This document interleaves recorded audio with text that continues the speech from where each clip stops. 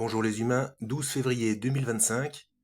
Alors je fais cette vidéo parce que j'ai regardé les infos ce matin et on dit que Trump va déporter les Palestiniens soit en Égypte ou en Jordanie. Alors la vidéo que je vais montrer ici, enfin quelques extraits, ça date de son premier mandat. Là, les seules images qu'on avait, c'était lorsqu'il priait au niveau du mur des lamentations. Mais ceci est une vidéo beaucoup plus complète. Après, je vous reparlerai de la déportation des Palestiniens en Égypte. C'est parti. Premier pas de Donald Trump sur la scène internationale, une édition spéciale sur France 24. Le président américain est arrivé en Israël où il était très attendu sur plusieurs questions notamment. Mais d'abord son séjour, Donald Trump a voulu le débuter. Alors, c'est beaucoup de blabla, hein, mais dans cette vidéo, jamais on ne vous parle des documents qui sont montrés à ce moment-là. Regardez bien les documents. En fait, il est en présence de responsables de l'Institut du Mont du Temple. Faites vos recherches pour savoir ce que c'est l'Institut du Mont du Temple. En fait, il regarde les plans du prochain temple de Jérusalem. Voilà ce qu'il se passe. Très symbolique, puisque c'est la première fois qu'un président américain se rend donc sur le mur des lamentations. Alors il faut savoir que les préparatifs de cette visite ont suscité une mini polémique israélo-américaine. La question étant de savoir si Donald Trump se rendrait sur le mur des lamentations accompagné par un officiel israélien, c'est-à-dire soit le Premier ministre Benjamin Netanyahou, soit un autre ministre. Bien entendu, si cela avait été le cas, visiblement, au vu de ce que l'on voit là sur les images, ce n'est pas le cas. Et de toute façon, l'administration américaine avait déjà clairement dit que il n'y aurait pas d'officiel israélien aux côtés Voilà, du beaucoup de blabla, hein. sur le mur des lamentations, justement pour que les États-Unis ne prennent pas fait si vous voulez, dans la polémique. Jamais on met l'accent sur le fait qu'ils sont en train de montrer les plans du troisième temple, hein. Et je pense qu'il est très important, puisque là, on voit le président américain accompagné de son épouse et simplement d'un rabbin qui est en train visiblement d'expliquer ce qui va se passer dans les minutes qui viennent. Et de son gendre également, Jared Kushner, qui est aussi de confession juive, on le sait, et qui est très impliqué dans la vie. Et qui a un rôle, effectivement.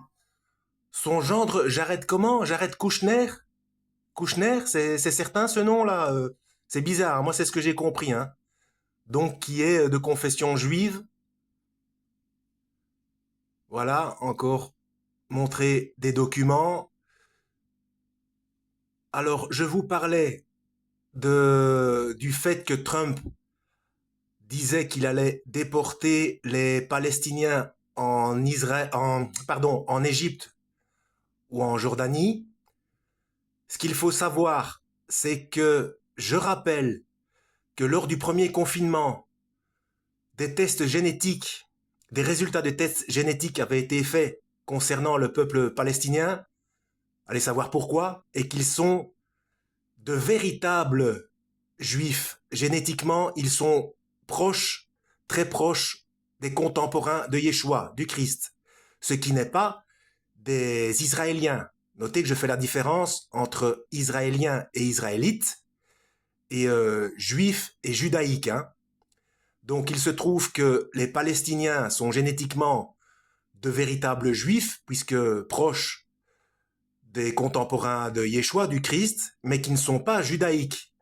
Ils sont de confession musulmane, hein. Alors, ce qu'il se passe, que vous le vouliez ou non, peu importe la confession, que vous soyez athée ou de n'importe quelle confession religieuse, ce qu'il se passe se trouve dans la Bible et nulle part ailleurs, hein. Nulle part ailleurs. Et comment?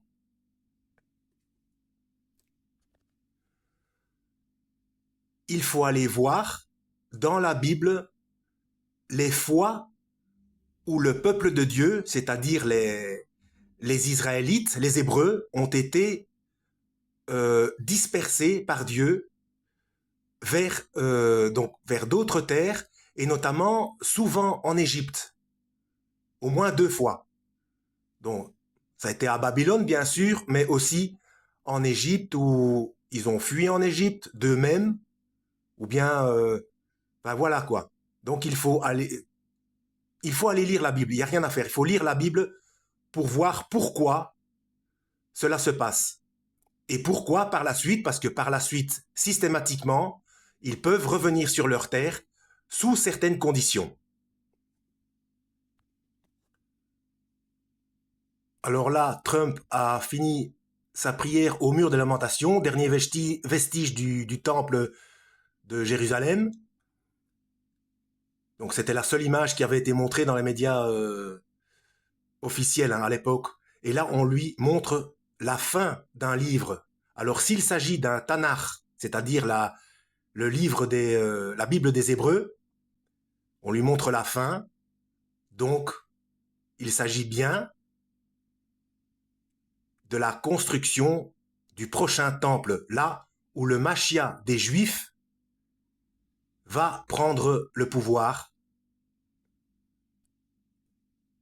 Et donc, si vous lisez la Bible, le Nouveau Testament et l'Apocalypse, vous savez que c'est l'usurpation ultime, c'est l'Antichrist. Hein.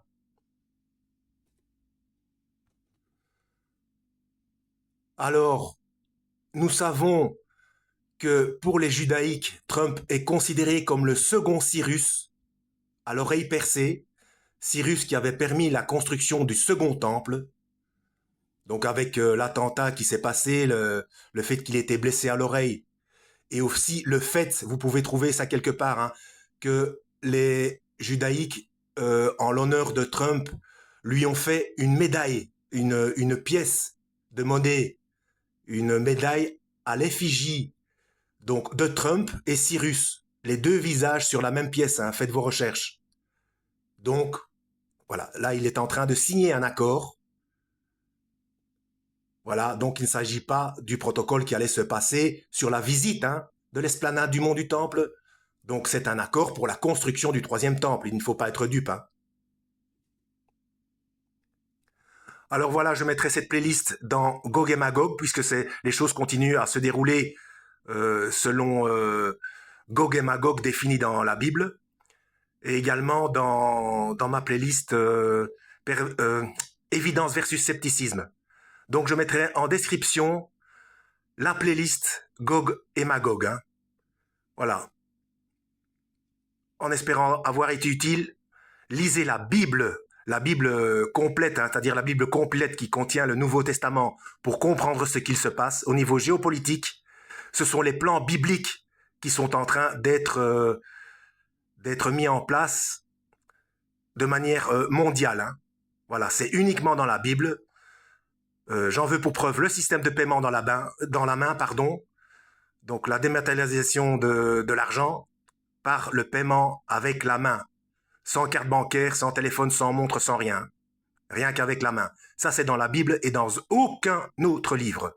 Voilà, que vous le vouliez ou non, peu importe votre confession, c'est dans la Bible que se trouve le déroulement des événements. Voilà. En espérant avoir été utile, lisez la Bible et que Dieu vous guide.